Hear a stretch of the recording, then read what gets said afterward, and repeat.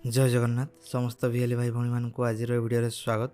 वर्तमान समय जो भिएली भाई भाई मैंने आयुष्मान योजनार कार्ड डेलीवरी जाऊँच प्रायतः समस्ते गोटे असुविधार सम्मुखीन होते जो थे गोटे फैमिली केवल गोटे ही कार्ड आसी किंतु से बेनिफिशियरी किसी असुविधा कारण आसीपारि ना कि आधार सहित तांकर मोबाइल संजोग हो पारे ना। यही परिप्रेक्षी आप कौन करेंगे भिडियो विस्तृत भाव यार समाधान दिखाई भिडियो को आरंभ शेष जाए देखूँ। आशा करुँ भिडियो आपको भल लगे जदि भिडियो आपको भल लगे तेज भिडियो को लाइक शेयर और चैनल को सब्सक्राइब करूँ। आसतु डेरी नक भिडियो को आरंभ करवा। प्रथम कही रखापी चाहिए जो बेनिफिशियरी भाई भाई मैंने ये असुविधार सम्मुखीन होते परिवार मध्य जदि कहीं कार्ड नापी आसी तेज आम कार्ड डेलीवरी देपर। बर्तमान ये सुविधा केवल आयुष्मान मोबाइल एप्लिकेशन उपलब्ध होची। तेज प्रथम Ayushman mobile application T open करवा। एप्लिकेशन संपूर्ण रूपे ओपन होगा पर कैप्चा फिलअप करवा और निजर यूजर आईडी दे लॉगिन करवा।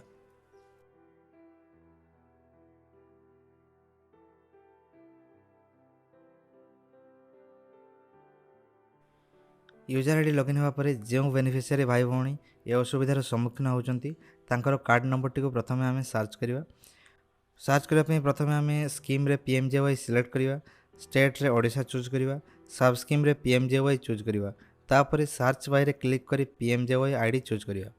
पीएमजेवाई आईडी चूज करिया परे आपण माने देखुथिबे डिस्ट्रिक्ट ऑप्शन टी आसीजिवो। डिस्ट्रिक्ट रे क्लिक करी आपण माने निज निजर डिस्ट्रिक्ट चूज करि नियंतु। शेष रे पीएमजेवाई कार्ड नंबर टी को आईडी नंबर स्थान रे फिलअप करंतु एवं कैप्चा फिलअप करी सर्च बटन रे क्लिक करंतु। सर्च बटन रे क्लिक करिया परे आपण माने देखि पारथिबे बेनिफिशियरी एवं तांकर समस्त फैमिली मेंबर डिटेल्स गुडी को तळे शो करूची। वर्तमान जो बेनिफिशियरी रो कार्ड आछि तार राइट साइड रे डाउनलोड कार्ड ऑप्शन रे क्लिक करंतु।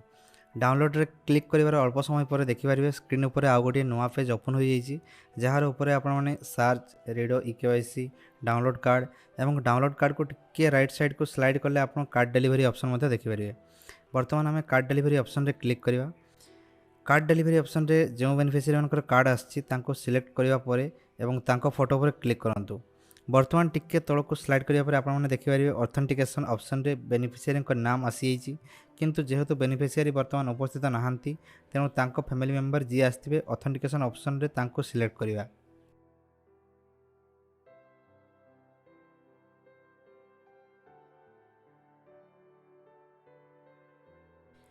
बर्तमान आम पाखे 4 गोटी विकल्प अच्छी आधार ओटीपी फिंगरप्रिंट आईरिस स्कैन एवं फेस ऑथेंटिकेशन। आपण माने निज निज सुविधा अनुसार उपयुक्त विकल्पटी को चूज करंतु एवं वेरीफाई ऑप्शन रे क्लिक करंतु। मो क्षेत्र में आधार ओटीपी द्वारा वेरिफिकेशन करुँचे। वेरीफाई ऑप्शन रे क्लिक करिया परे आपण माने देखि परिबे आपनक स्क्रीन ऊपर गोटे कंसेंट पॉपअप मेसेज आसी आइछि। मेसेज टी को तळ को स्लाइड करंतु एवं येस रे क्लिक करी तळे थिबा अलाउ बटन रे क्लिक करंतु। बर्तमान टिके तळ को स्लाइड करंतु एवं बेनिफिशियरी पाख को जाइथिबा ओटीपी को बेनिफिशियरी जगह रे एवं आपनक पाख को आसिथिबा ओटीपी को ऑपरेटर जगह रे फिलअप करंतु।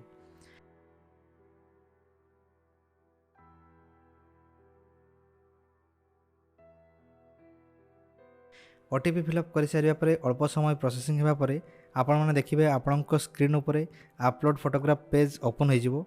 बेनिफिशियरी फैमिली मेंबर जी कार्ड नापी आसीथे आयुष्मान कॉम्बो कार्ड सहित तांकर फोटो उठातु एवं डेलीवरी ऑप्शन रे क्लिक करंतु। बर्तमान आपण मैंने देखिपारे आपण स्क्रीन उपर Ayushman card delivery successfully complete हो लेखा आसीज। तो ये आज यही प्रोसेस।